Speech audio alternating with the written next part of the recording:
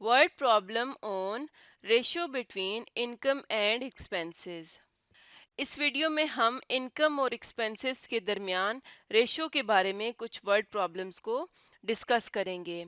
Ratio कहते हैं दो एक जैसी क्वांटिटीज़ के कंपैरिजन को, और रेशो को हम किस तरह से लिखते हैं, ए रेशो बी।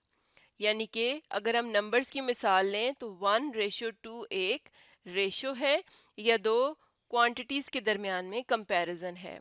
इनकम कहते हैं आमदनी को, यानी कोई भी पर्सन एक महीने में या एक साल में जितने पैसे कमाता है उसे उसकी इनकम कहा जाता है।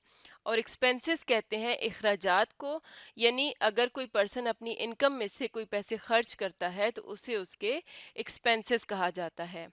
तो मिसाल के तौर पर अगर किसी की इनकम है 50,000 और इन 50,000 में से 25,000 वो खर्च कर देता है, तो 25,000 उसके एक्सपेंसेस होंगे। और अगर हम ये देखना चाहें कि पीछे उसके पास कितने पैसे बचते हैं तो हम इनकम में से एक्सपेंसेस को माइनस करते हैं, यानी 50,000 में से माइनस करेंगे 25,000 को, तो क्या रह जाएगा, पीछे रह जाएंगे 25,000। तो ये उसकी जो अमाउंट आती है इसे हम कहते हैं सेविंग्स, यानी उसकी बचत। तो अब हम देखते हैं कि अगर हमारे पास इनकम और एक्सपेंसेस की रेशियो से रिलेटेड कोई वर्ड प्रॉब्लम आ जाए, रियल लाइफ प्रॉब्लम आ जाए, तो उसे हम किस तरह से सॉल्व करेंगे। तो एक वर्ड प्रॉब्लम देखते हैं। Ali's monthly income is 945 rupees and his savings are 210 rupees. यानी अली की मंथली इनकम, यानी एक महीने में अली 945 रुपीज़ कमाता है और उसकी सेविंग्स यानी बचत है 210 rupees. Find savings to expenses ratio, यानी अब हमने रेशो फाइंड करनी है सेविंग्स टू एक्सपेंसेस।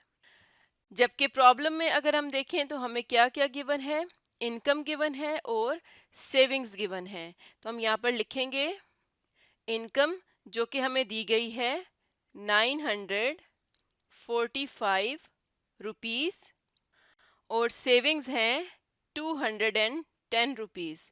तो इसका मतलब ये है कि अली 945 रुपीज़ में से 210 रुपीज़ हर महीने बचा लेता है। तो हमने ये देखना है कि उसके एक्सपेंसेस कितने हैं, उसके बाद हम सेविंग्स और एक्सपेंसेस की रेशो फाइंड कर सकते हैं। तो अगर 945 रुपीज़ में से 200 रुपीज़ बच जाते हैं तो इसका मतलब है कि अगर हम इन्हें माइनस करेंगे तो बाकी वो पैसे आएंगे जो वो खर्च करता है। तो एक्सपेंसेस के लिए हम यहाँ पर इनकम में से यानी 945 में से सेविंग्स को माइनस कर देंगे, तो ये आ जाएगा 5 माइनस 0 5, 4 माइनस 1 3, 9 माइनस 2 7। तो 735 रुपीज़ उसके एक्सपेंसेस हैं। तो अब हमने रेशो फाइंड करनी है, तो हम यहाँ पर लिखेंगे सेविंग्स टू एक्सपेंसेस रेशो।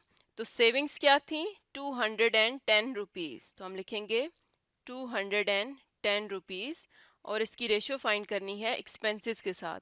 जैसा कि यहाँ पर एक्सपेंसेस बाद में लिखा है तो एक्सपेंसेस भी हम यहाँ पर रेशो में बाद में ही लिखेंगे।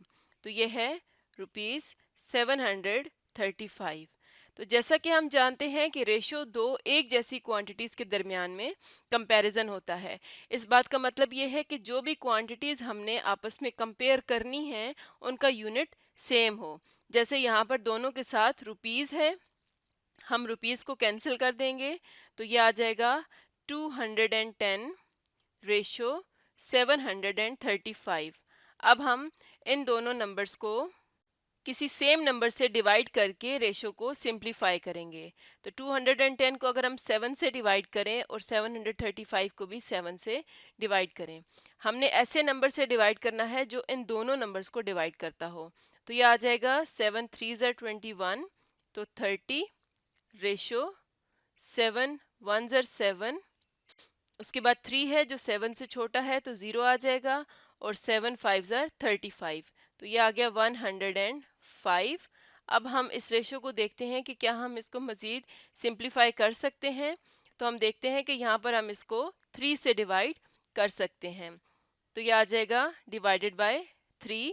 तो ये बन जाएगा 3 10 ज़र 30, 3 3 ज़र 9, 3 5 ज़र 15।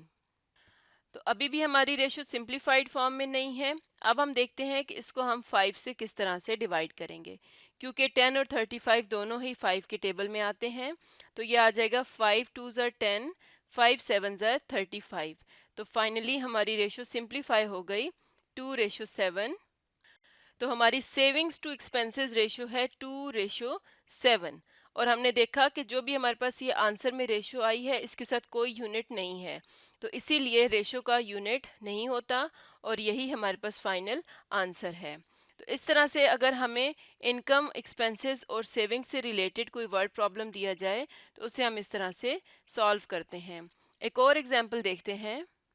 एक और वर्ड प्रॉब्लम है, the ratio of incomes of 2 persons is 9:7।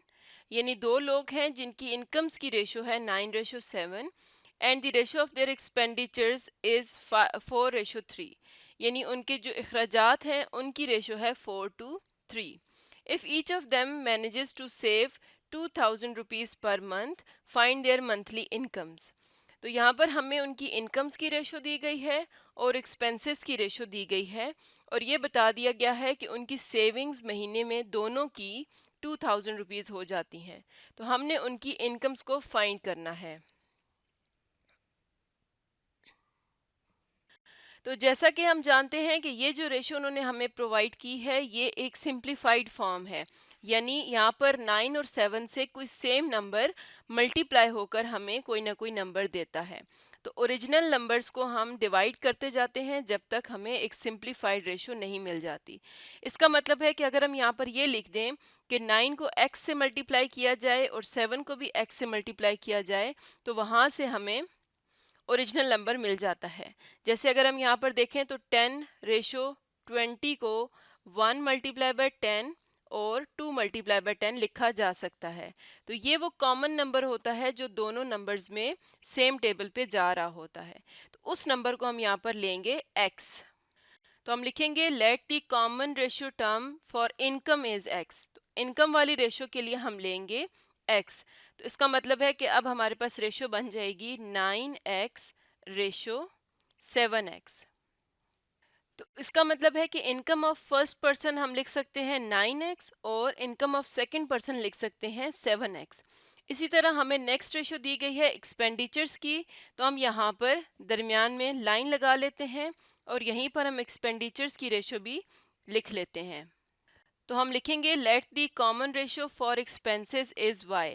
यानी कि जैसे यहाँ पर सेम नंबर x से मल्टीप्लाई होकर ये टर्म हमने बनाई है, इसी तरह हम एक्सपेंडिचर्स के लिए जो टर्म ले रहे हैं वो है y। तो हम एक्सपेंडिचर्स की जो रेशो है उसको लिख सकते हैं 4y रेशो 3y। यानी y वो कॉमन नंबर था जिससे सिंप्लीफाई होकर हमें रेशो मिली थी 4:3। यानी एक्सपेंडिचर ऑफ फर्स्ट पर्सन हो जाएंगे 4y और उस एक्सपेंडिचर ऑफ सेकंड पर्सन हो जाएंगे 3y। तो अब हम यहाँ से देख सकते हैं कि हमें फर्स्ट पर्सन की इनकम और एक्सपेंडिचर्स भी मिल गए हैं और सेकंड पर्सन के भी इनकम और एक्सपेंडिचर मिल गए हैं, और हमें यहाँ पर गिवन है कि उनकी जो सेविंग्स है वो 2000 पर मंथ है। तो यहाँ से हम उनकी सेविंग्स फाइंड कर सकते हैं। फर्स्ट पर्सन की सेविंग्स आ जाएंगी 9x यानी कि इनकम माइनस एक्सपेंडिचर 4y। इसी तरह सेकंड पर्सन की इनकम है 7x माइनस एक्सपेंसेस है 3y, तो 7x माइनस 3y उसकी सेविंग्स आ जाएंगी। हम जानते हैं कि इन दोनों की सेविंग्स 2000 रुपीज़ के इक्वल है, तो हम लिखेंगे 9x minus 4y equals to 2000 rupees. इसी तरह 7x minus 3y equals to 2000 rupees. तो यहाँ से हमें क्या मिल गया, दो इक्वेशंस मिल गई हैं जो कि दो लीनियर इक्वेशंस हैं और दो वेरिएबल्स में है x और y। तो एक इक्वेशन को हम कह देंगे इक्वेशन नंबर 1 और दूसरी इक्वेशन को कह देंगे इक्वेशन नंबर 2। अब हम इन दोनों इक्वेशंस को साइमल्टेनियसली सॉल्व कर लेंगे और वहाँ से हमें x और y की वैल्यूज़ मिल जाएंगी। और अगर हम क्वेश्चन में देखें तो क्वेश्चन में हमें क्या रिक्वायर्ड है, फाइंड देयर मंथली इनकम्स। तो इसका मतलब है कि अगर हमें सिर्फ x की वैल्यू मिल जाए तो हमें y की वैल्यू को फाइंड करने की ज़रूरत ही नहीं है। तो हम कोशिश ये करेंगे कि हम जब इन दोनों इक्वेशंस को सॉल्व करेंगे हम यहाँ से y को एलिमिनेट कर देंगे। अब अगर हम y को एलिमिनेट करना चाहें तो हम क्या कर सकते हैं, इन दोनों इक्वेशंस को पहले हम यहाँ पर कॉपी कर लेते हैं। अब y के कोफिशिएंट्स को अगर हमने सेम करना है तो यहाँ पर y का कोफिशिएंट है 4 और यहाँ पर y का कोफिशिएंट है 3। तो हम 3 को ऊपर वाली इक्वेशन के साथ मल्टीप्लाई करेंगे और 4 को नीचे वाली इक्वेशन के साथ मल्टीप्लाई करेंगे। तो अब अगर हम इसको देखें तो ये क्या बनता है, 3 9 ज़र 27x माइनस 3 4 ज़र 12 y इक्वल्स टू यहाँ पर आ जाएगा 6,000 रुपीज़। इसी तरह दूसरी इक्वेशन आ जाएगी 4 7 ज़ार 28x minus 12y equals to 8,000 rupees. तो अगर हम देखें तो यहाँ पर y के कोफिशिएंट सेम हो चुके हैं। तो इन दोनों इक्वेशंस को अब अगर हम सब्ट्रैक्ट कर लें तो हमारे पास y क्या हो जाएगा, एलिमिनेट हो जाएगा। तो यहाँ पर हम क्या लिखेंगे, यहाँ पर दोनों इक्वेशंस को कॉपी कर लेते हैं और यहाँ पर लिख देंगे सब्ट्रैक्टिंग। यहाँ पर बेशक आप इक्वेशन को यहाँ पर इसको 3 नंबर दे दें और इसको इक्वेशन नंबर 4 कह दें। तो हम लिख देंगे सब्ट्रैक्टिंग इक्वेशन 4 फ्रॉम इक्वेशन 3।